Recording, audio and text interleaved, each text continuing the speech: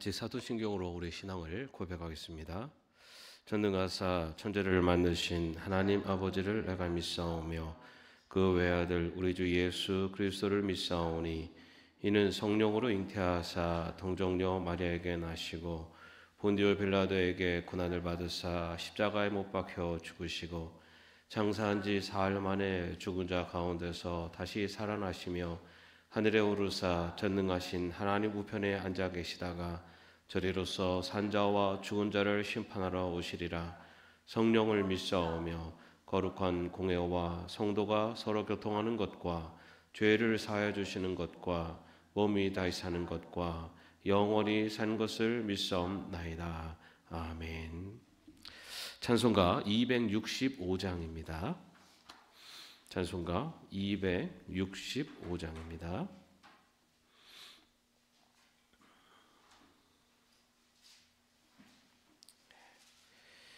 네, 함께 찬양하겠습니다.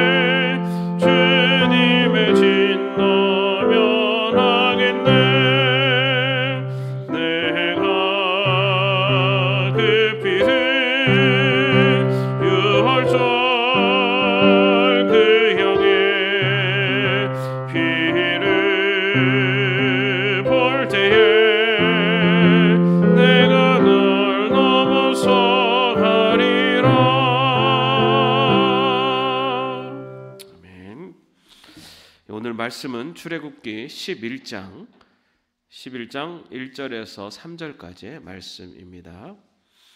출애굽기 11장 1절에서 3절까지의 말씀 함께 합독하겠습니다. 주님께서 모세에게 말씀하셨다. 내가 이제 바로에게 와 이집트 땅 위에 한 가지 재앙을 더 내리겠다. 그렇게 한 다음에야 그가 너희를 여기에서 내보낼 것이다. 그가 너희를 내보낼 때에는 여기에서 너희를 마구 쫓아낼 것이니 이제 너는 백성에게 일러서 남자는 이웃에 사는 남자에게 여자는 이웃에 사는 여자에게 은부치와 금부치를 요구하게 하여라. 주님께서 이집트 사람들이 이스라엘 백성에게 호감을 가지게 하시고 또 이집트 땅에서 바로의 신하와 백성이 이 사람 모세를 아주 위대한 인물로 여기게 하셨다. 아멘. 지금 우리나라가 너무 정치적으로 굉장히 혼란한 상태에 있습니다. 어제는 내란죄 피의자로 탄핵 소추된 윤석열 대통령이 헌법재판소에 출석한 모습이 방송을 통해서 중계되었습니다. 얼마 전까지만 해도 가장 높은 자리에 있었던 대통령이 지금 피의자의 신분으로 법정에 서 있는 모습을 지켜보는 국민들의 마음은 참 여러 가지로 복잡할 것 같습니다. 가장 높은 곳에 있다가도 하루아침에 가장 낮아지는 것, 어쩌면 또 가장 낮은 곳에 있다가도 또 하루아침에 가장 높은 곳으로 올라갈 수 있는 그것이 인생의 또 하나의 모습이 아닐까 싶습니다. 우리는 그런 모습을 인생 역전이라고 그렇게 표현을 합니다. 그러나 아마도 누구나 낮은 자리에 있다가 높은 자리 가는 건 원하지만 높은 자리에 있다가 낮은 자리로 내려오는 걸 원하는 사람은 없을 것 같습니다.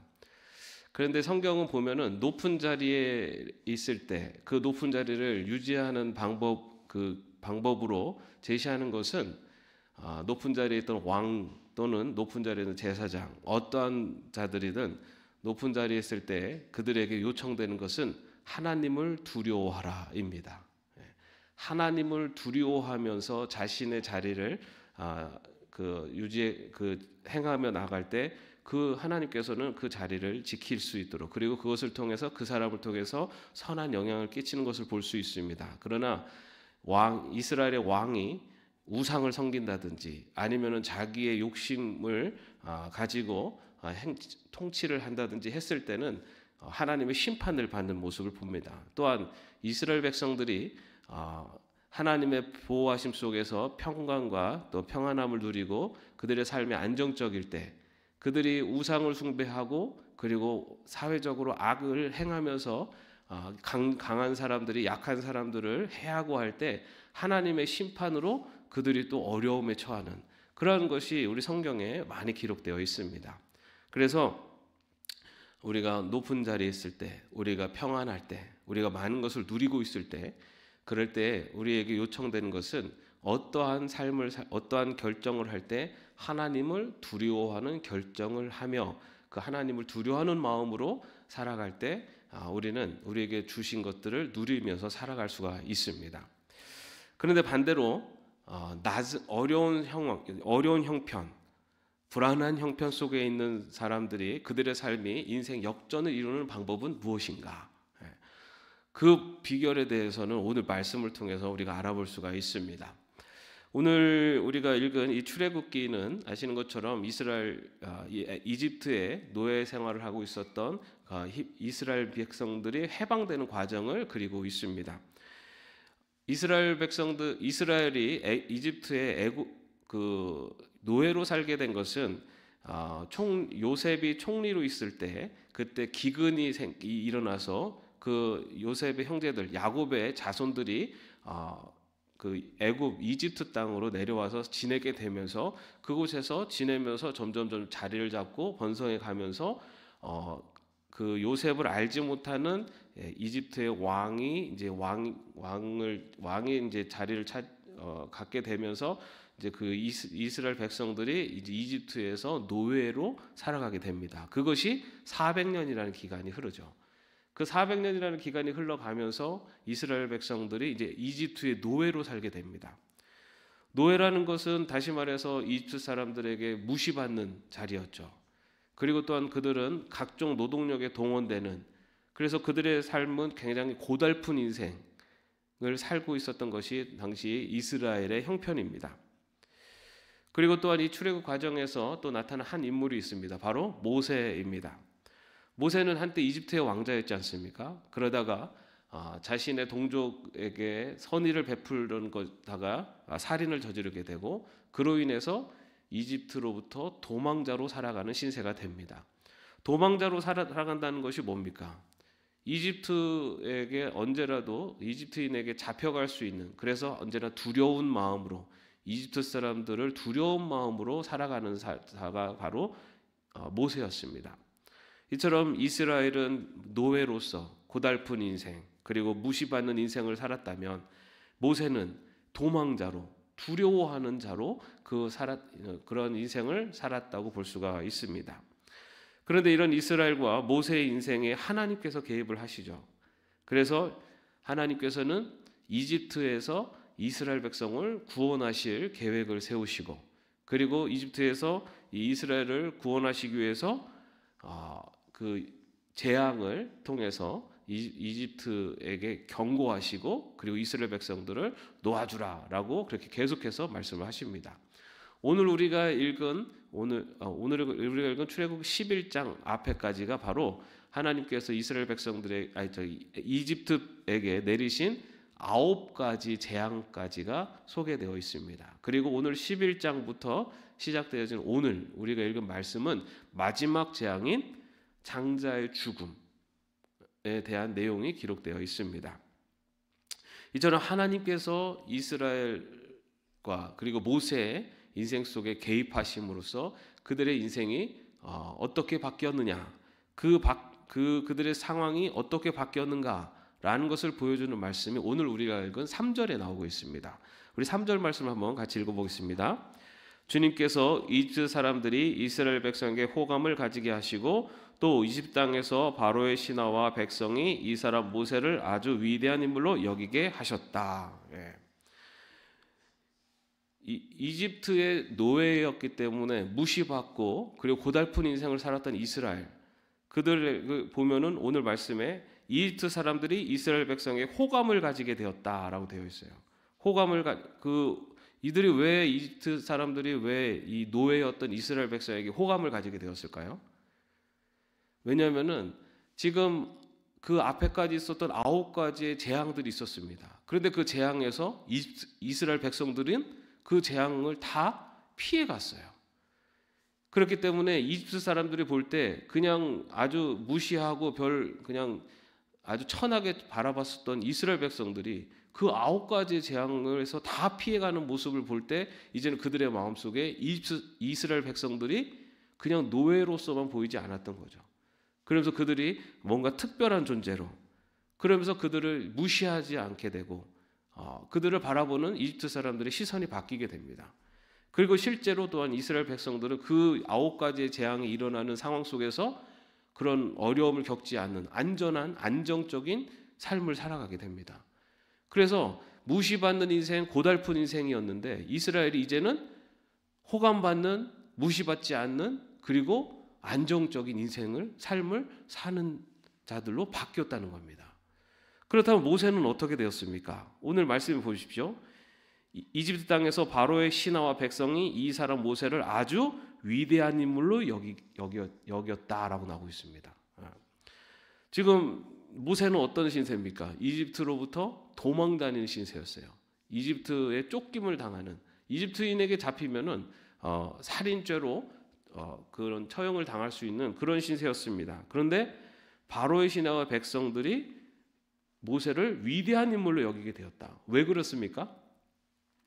역시 마찬가지로 하나님께서 모세를 통해서 9가지의 재앙을 이집트에 나타내시면서 이 도망자였던 모세가 이제는 이집트인을 두려워하며 살았던 모세가 이제는 이집트인이 두려워하는 존재로 바뀌었다는 겁니다.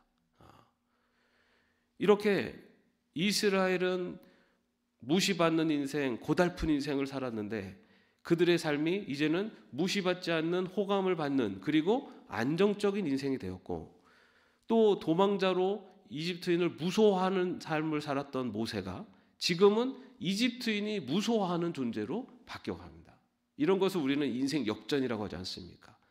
어렵고 힘든 자리에서 다시 반대의 삶을 살아가게 되는 것. 그런데 여기서 우리가 주의해서 봐야 될 것은, 그렇게 이스라엘이 호감받게 되는 것, 모세가 위대한 인물로 여겨지게 되는 것의 주어가 누구로 되어 있냐면요, 주님께서라고 되어 있다는 겁니다. 이스라엘이 스스로 호감받는 인생이 된 게 아니라 주님께서 이스라엘 백성에게 호감을, 이집트 백성 사람들이 호감을 가지게 하시고, 그리고 주님께서 모세를 아주 위대한 인물로 여기게 하셨다라고 되어 있어요.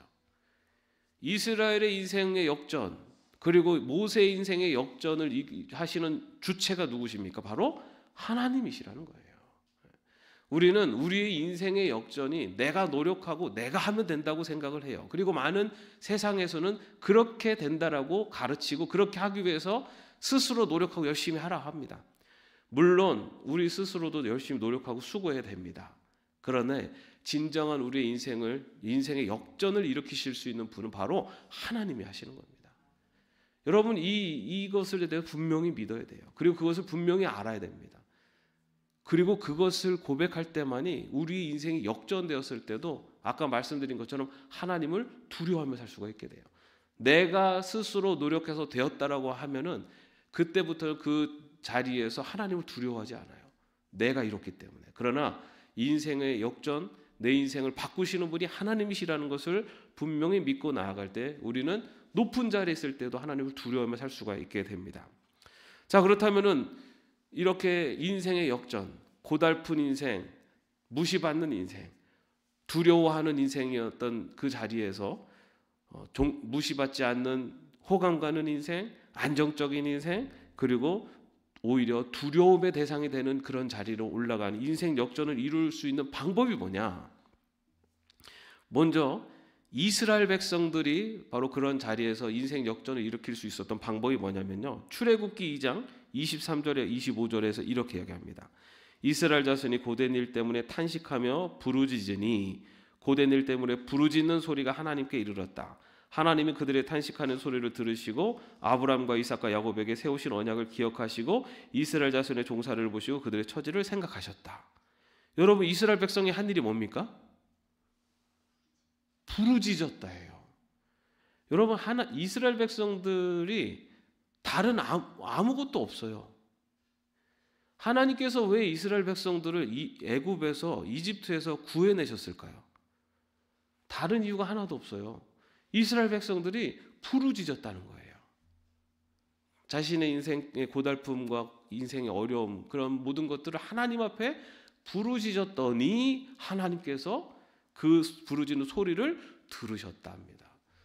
여러분, 우리의 인생의 역전을 이룰 수 있는 어쩌면 가장 기본적인 그리고 가장 중요한 신앙의 태도는요, 하나님 앞에 부르짖는 겁니다. 하나님께 나오는 거예요. 우리 인생 속에 어려움이 있고 고통이 있을 때 우리가 할 수 있는 가장 큰, 그리고 하나님이 우리 인생 속에 개입하실 수 있는 가장 큰 기본적인 신앙의 태도는요, 하나님 앞에 부르짖는 자리로 나가는 겁니다. 기도의 자리일 수도 있고 아니면은 우리의 마음의 소원을 담아 하나님께 드리는 묵상의 자리일 수도 있어요. 그런데 가장 중요한 것은 부르짖으라 합니다. 하나님께 나의 삶을, 나의 형편을, 하나님께 모든 것들을 아뢰라. 그것이 하나님께서 내 인생 속에 인생 역전을 이룰 수 있는 역사를 이루시는 가장 기본적인 근간이 되는 신앙의 태도입니다. 자, 그 다음에 또 모세, 그 두려운 인생을 살았던, 도망자의 인생을 살았던 인생이 그렇게 어떻게 인생 역전을 이룰 수 있느냐? 출애굽기 3장 9절에 10절 말씀에 보면요, 지금도 이스라엘 자손이 부르짖는 소리가 나에게 들린다. 이집트 사람들이 그들을 학대하는 것도 보인다. 이제 나는 너를 바로에게 보내어 나의 백성 이스라엘 자손을 이집트에서 이끌어내게 하겠다. 이것이 바로 모세를 향한 하나님의 뜻입니다.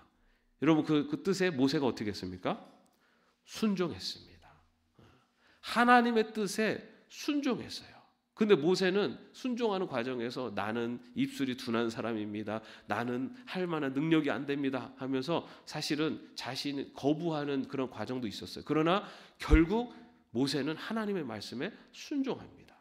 하나님의 말씀에 순종했을 때 바로 그때 이 모세의 인생 속에 많은 이적들이 나타나면서 모세가 그 전에는 이집트 사람들을 두려워하는 자로 살았는데 그가 순종하며 나갔을 때 이제는 이집트 사람들이 두려워하는 자로 그 인생이 역전되는 겁니다. 여러분, 우리가 우리의 인생의 역전을 이룰 수 있는 방법은요, 하나님께 부르짖고 또 한 가지는 그 하나님의 뜻에 순종하는 길을 걸어가는 겁니다. 하나님이 기뻐하시는 길을 선택하고 그 길로 나아가는 거예요. 어느 것이 나에게 더 이득이 될까가 아니라 이것이 하나님이 기뻐하시는 일인가? 이것이 하나님이 원하시는 일인가? 여기에 판단의 기준을 두고 하나님 기뻐하시는 길로 순종하며 나가면 어떻게 됐습니까? 모세의 삶이 바뀌어요.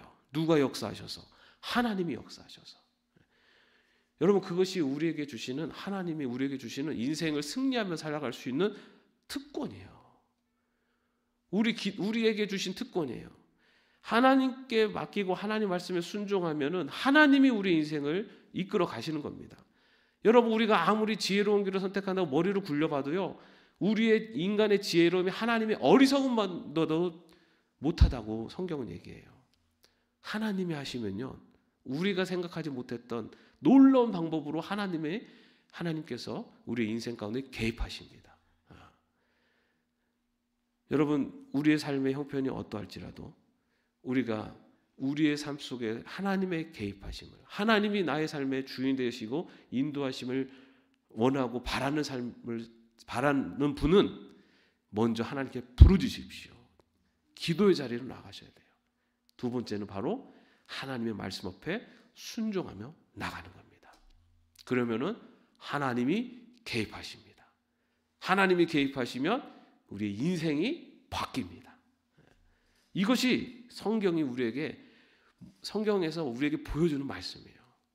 여러분, 구약 성경, 신약 성경 전체를 보십시오. 하나님께 부르짖고 하나님 말씀에 순종하며 살아갈 때 하나님이 개입하셔서 그 인생을 바꿔놓으세요.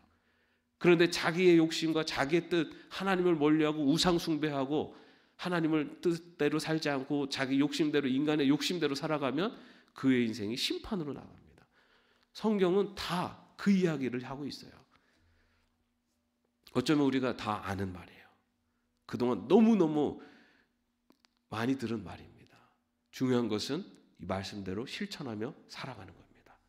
여러분, 오늘 하루를 살 때, 오늘 이 자리에 오신 분들은 이미 하나님 앞에 부르짖는 그런 삶을 살고 계신 분이라고 믿어요. 중요한 것은 오늘 하루 하나님의 말씀에 순종하는 길을 선택하시기 바랍니다. 무엇이 나에게 이득이 될까? 이게 아니라 무엇이 하나님의 기쁨이 될까? 무엇이 하나님이 원하시는 길일까?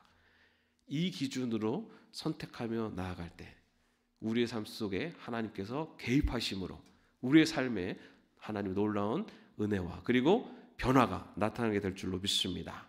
그 변화를 체험하고 고백하며 증거하며 살아갈 수 있는 저와 여러분 되시기를 주님의 이름으로 축원합니다. 기도하겠습니다. 하나님께 부르짖고 하나님 말씀에 순종했을 때 불안에 떨고 무시받던 인생, 고달픈 인생을 살았던 이스라엘이 호감받는 인생, 안정적인 인생이 되었고, 도망자로 두려워하며 살았던 인생이 오히려 두려움의 대상이 되는 그런 인생이 완전히 바뀌는 그러한 모습을 오늘 말씀을 통해서 나눕니다. 주님, 우리 인생의 주인이 하나님이심을 고백할 수 있는, 우리의 삶을 변화시키시고 우리를 이끌어 가시는 분이 하나님이심을 고백할 수 있는 부르짖는 자, 또 하나님의 말씀에 순종하는 자로 살아갈 수 있도록 인도하여 주옵소서. 오늘 하루를 살아가며 우리의 판단의 기준이 하나님의 말씀 앞에 서게 하시고 하나님의 기쁨이 되는 자리로 나아갈 수 있도록 인도하여 주옵소서. 예수님의 이름으로 기도합니다. 아멘. 하늘에 계신 우리 아버지여, 이름이 거룩히 여김을 받으시오며 나라의 마옵시며 뜻이 하늘에서 이룬 것 같이 땅에서도 이루어지이다. 오늘날 우리에게 일용할 양식을 주옵시고 우리가 우리에게 죄진 자를 사하여 준 것 같이 우리의 죄를 사하여 주옵시고 우리를 시험에 들게 하지 마옵시고 다만 악에서 구하옵소서. 대개 나라와 권세와 영광이 아버지께 영원히 있사옵나이다. 아멘.